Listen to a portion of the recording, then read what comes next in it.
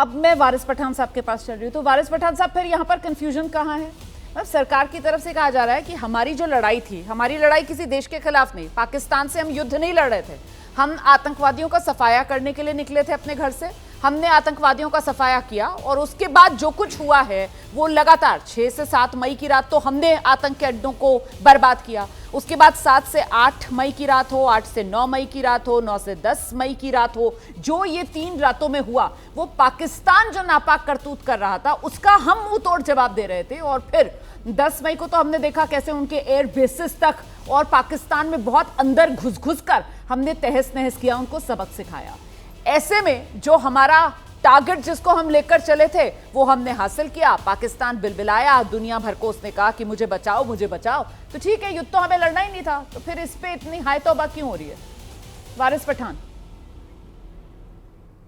ठीक है, सबसे पहले तो मैं हमारे भारतीय जवानों का तहे दिल से शुक्रिया अदा करता हूं, सैल्यूट करता हूं, सलाम करता हूं भारतीय जवानों को जिन्होंने पाकिस्तान के अंदर घुसकर आतंकवादियों के गढ़ में घुसकर वहाँ पे काफ़ी आतंकवादियों की जो कैंप्स थी उसको नेस्तो नाबूद कर दिया। बड़ी बहादुर के साथ, प्रिसीशन के साथ उन्होंने किया। इसका पूरा देश उनके साथ खड़ा हुआ है, हमारे जवानों के साथ, और हम उनके सलाम करते हैं। बात नंबर 2 अभी ये है, युद्ध इन्होंने कहा कि युद्ध था ही नहीं। अभी सारे चैनल तो लिख रहे थे इंडिया पाकिस्तान वॉर, अब युद्ध को हिंदी में वॉर ही कहा जाता है शायद, जो मैं हिंदी अगर पढ़ रहा हूँ उस हिसाब से। बहरहाल ये भी सेकेंडरी बात रह गई। अब कल डोनाल्ड ट्रंप यूएस के प्रेसिडेंट आकर बोलते हैं कि हमने युद्ध का सीज फायर कर दिया, वो डिक्लेयर कर रहे सीज फायर, जबकि सिमला एग्रीमेंट के हिसाब से साफ कहा गया है कि थर्ड पार्टी इंटरवेंशन इस मसले पे नहीं हो सकता। तो ये सरकार को जवाब नहीं करता, देश इस तरह की बातें कर रहा है, देश इस पे सवाल करना चाहता है। हम चाहते हैं, बहुत अच्छा होता है कि प्रधानमंत्री आके बोलते या फॉरेन सेक्रेटरी आकर इस बात का ही करते। उन्होंने कहा 5 बजे से पूरा सब खत्म हो जाएगा। 3 घंटे बाद जम्मू कश्मीर के चीफ मिनिस्टर आकर ट्वीट करते हैं कि श्रीनगर के अंदर भारी बमबारी हो रही है। अब बताइए, पहले ही सबने कहा था कि पाकिस्तान के ऊपर भरोसा अब नहीं कर सकते। रुमारा जी, जो एक बार गलती करे वो है शैतान, जो बार बार गलती करे वो है पाकिस्तान। हम तो ये बोल रहे थे, उसके बाद क्या हुआ? फिर आके क्लैरिफिकेशन, अब पता चल रहा है कि सोर्सेज के हिसाब से ये आ रहा है, ये सिर्फ अंडरस्टैंडिंग था, कोई लिखित एग्रीमेंट नहीं हुआ है।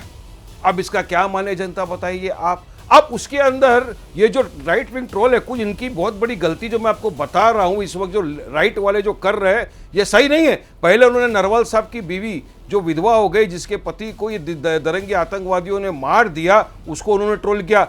अब हमारे भारत देश के फॉरेन सचिव विक्रम मिश्री साहब को ट्रोल करना चालू कर दिया लोगों ने। उनकी क्या गलती है बताइए मेरे को? अरे एक मेहनती फॉरेन सेक्रेटरी है जो एग्जीक्यूटिव्स ऑर्डर देता है, जो सरकार ऑर्डर देती है उसको पेश करते हैं, अब जाके आप उनको ट्रोल कर। तो कुछ तो सरकार की जवाबदारी भी बनती है ना, बीजेपी की भी जवाबदारी बनती है, कुछ ऐसे लोगों को रोके, रोक लगाए। देखिए सब सेना के साथ खड़े हुए हैं, सबने डे 1 से कहा कि जो भी देश पाकिस्तान के खिलाफ उचित कदम उठाएगा आतंकवादी को खत्म करने के लिए, हम सब साथ में। अब पाकिस्तान, अब ट्रंप के पास ये भी पूछना चाहिए कि पाकिस्तान तो अपनी जमीन यूज करेगा टेररिस्ट एक्टिविटीज के लिए, वो तो कम करने वाला नहीं है। तो पहलगाम के जो देश से सवाल भी कर रहा है कि जो पहलगाम में दरिंदों ने बेकसूर बेगुनाह पर्यटकों को नाम पूछ के, मजहब पूछ के मार दिया, उनके बीवी बच्चों के सामने उनका क्या हुआ? वो भाग गए, पकड़ा गए, मार डाले गए। क्योंकि जरूरी है, क्योंकि पाकिस्तान की हरकतों से अब वाकिफ नहीं, वो तो हमेशा से झूठ बोलता है और उस तरह की हरकतें करता रहेगा। वो अपने बेसिस को इस्तेमाल करता था, जनरल बख्शियां बैठे, उनको पता है कि आतंकवादी गतिविधियों के लिए वो अपने बेसिस को वापस से चालू कर देगा। तो किस तरह हम खत्म करेंगे? तो सीज फायर हो या नहीं हो, हमको उन दरिंदों का खात्मा करना इस वक्त बहुत जरूरी है। और ये देखिए, देश ने बता दिया कि जब हम पूरी तरह से यूनाइट हो जाते हैं, जुंदाल से लेकर मुदस्सर, इसके अलावा वो उस्ताद जी और खालिद, और वो लंबी चौड़ी फहरिस्त है उन आतंकवादियों की जिनका सफाया हुआ। और मुरिदके से लेकर बहावलपुर तक, मतलब वो मरकज़े तैयबा से लेकर मरकज़े सुभान अल्लाह तक, वहां पर घुसकर उन आतंक के अड्डों को नेस्तो नाबूद किया। तो मेरे ख्याल से वो जिन्हें जख्म मिले, जिनके अपने गए, उनके तो सीने को ठंडक जरूर मिली होगी सर। वो जिस तरीके से आतंकवादियों का खात्मा हमारी सेना ने किया है ना, उनके सीने को तो ठंडक जरूर मिली होगी। लेकिन आप जो सवाल उठा रहे हैं वो सियासी सवाल है सर।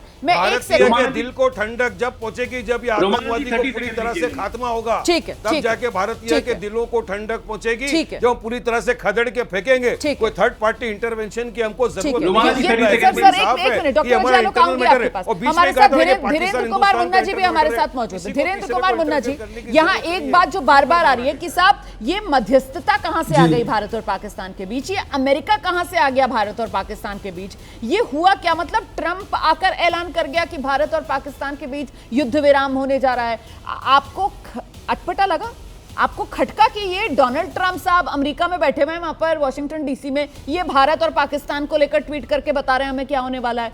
मतलब इससे पहले कि हमारी विदेश मंत्रालय की तरफ से, हमारी जो रक्षा मंत्रालय उसकी तरफ से देश को जानकारी मिलती, डोनाल्ड ट्रंप साहब ऐलान कर रहे हैं।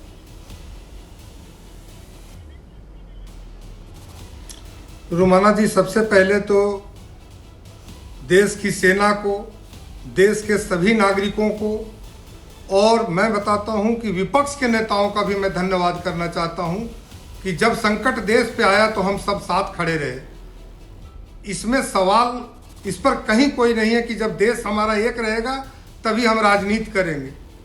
और संतुष्ट ये विपक्ष के करने के लिए तो था ही नहीं। अभी मेरे भाई ने भी कहा, अजय जी ने, हम पाकिस्तान के खिलाफ लड़ नहीं रहे थे, हम आतंकवाद के खिलाफ में लड़ रहे थे। और आतंकवाद पैदा करने वाले जो मास्टरमाइंड के लोग थे, अबू जुंदाल, खालिद, हाफिज मोहम्मद अली, मोहम्मद यूसुफ अजहर, हसन खान जैसे 5 दुर्दांत जो आतंकी पैदा करते थे, उनका सफाया हुआ है।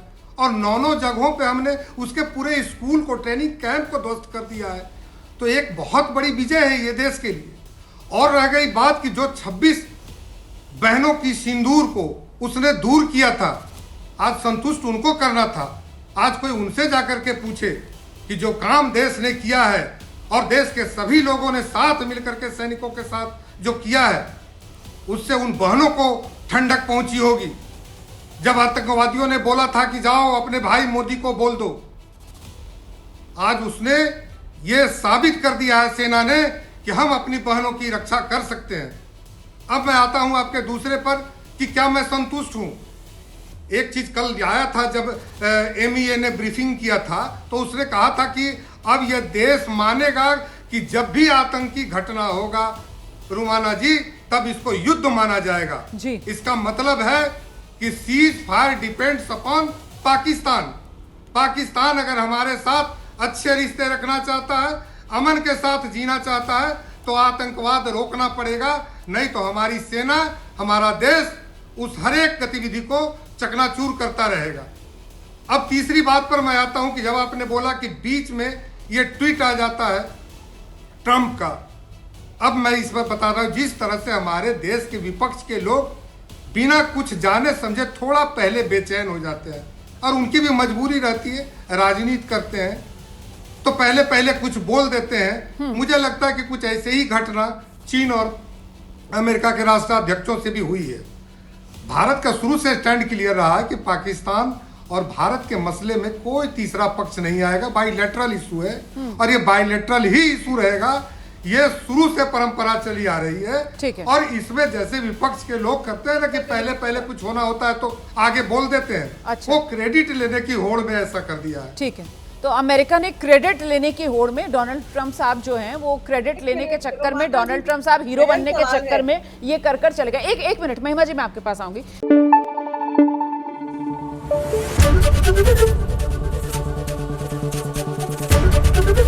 ABP न्यूज आपको रखे आगे।